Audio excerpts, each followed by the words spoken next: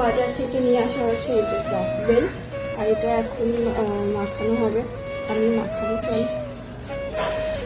তো এখানে একটা স্টিলের বাটি নিয়ে নিয়েছি, কারণ টকটা যেহেতু পেতলের বাটিতে মাখাতে নেই। তো ফার্স্টলি এটা অনেকটা কাঁচা বলে মনে হচ্ছে আমার।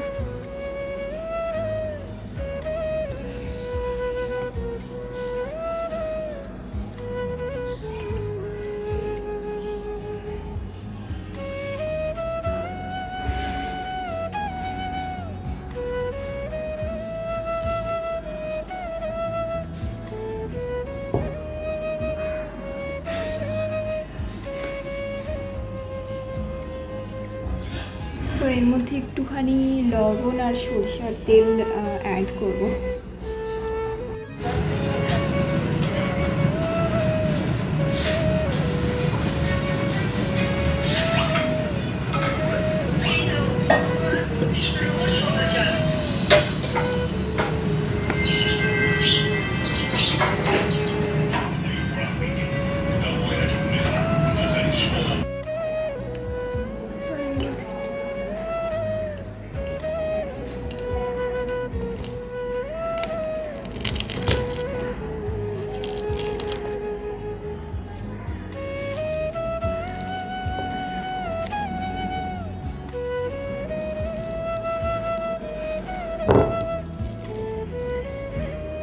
তো এখন এটাকে একটু রোদ্দুরের মধ্যে রেখে দিয়েছি, বাড়ির মধ্যে একটু রোদ পড়েছে, তো সেখানেই রেখেছি।